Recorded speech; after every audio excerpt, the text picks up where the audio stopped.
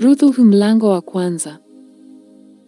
Ikawa zamani za waamuzi walipoamua, kulikuwa na njaa katika nchi. Akaondoka mtu mmoja wa Bethlehemu ya Yuda, akaenda kukaa katika nchi ya Moabu, yeye na mkewe na wanawe wawili. Na jina la mtu huyo aliitwa Elimeleki, na jina la mkewe Naomi, na majina ya wanawe wawili Maloni na Kilioni, Waefrathi wa Bethlehemu ya Yuda. Wakafika nchi ya Moabu, wakakaa huko. Akafa Elimeleki mumewe Naomi, na yule mwanamke akasalia na wanawe wawili. Nao wakawa wake katika wanawake wa Moabu, na jina la mmoja aliitwa Orpa, na jina la wapili Ruthu. Wakakaa huko yapata miaka 10.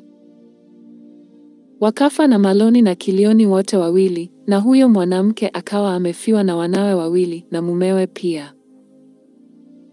Ndipo alipoondoka yeye na wakweze ili kurudi kutoka nchi ya Moabu, maana huko katika nchi ya Moabu amesikia ya kwamba Bwana amewajilia watu wake na kuwapa chakula.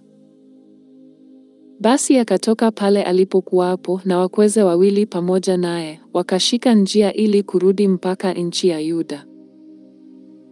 Kisha Naomi akawaambia wakweze wawili, nendeni sasa mkarejee kila mmoja nyumbani kwa mamaye, Bwana na awatendee mema ninyi, kama ninyi mlivyowatendea mema hao waliofariki, na mimi pia. Bwana na awajalie kuona raha kila mmoja nyumbani kwa mumewe. Kisha akawabusu, nao wakapaza sauti zao wakalia. Wakamwambia, la sivyo, lakini tutarudi pamoja nawe kwa watu wako.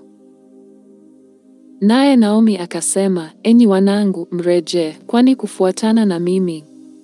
Je, mimi ninao watoto wa kiume tena tumboni mwangu, hata wawe waume zenu?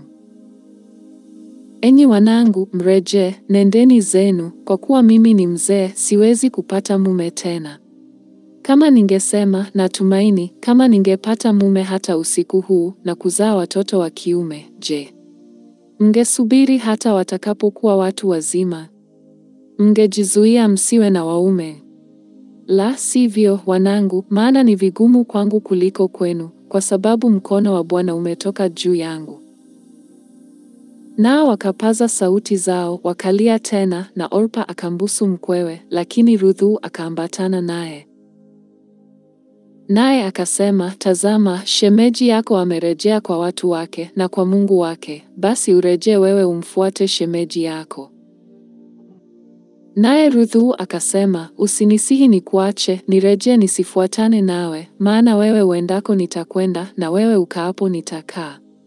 Watu wako watakuwa watu wangu, na Mungu wako atakuwa Mungu wangu. Pale utakapokufa nitakufa nami, na papo hapo nitazikwa. Bwana anitende vivyo na kuzidi, ila kufa tu kutatutenga wewe nami. Basi alipomwona kuwa amekaza nia yake kufuatana naye, aliacha kusema naye. Hivyo hao wakaendelea wote wawili hata walipofika Bethlehemu. Na ikawa walipofika Bethlehemu, mji wote ulitaharuki kwa habari zao. Nao wanawake wakasema, je, huyu ni Naomi?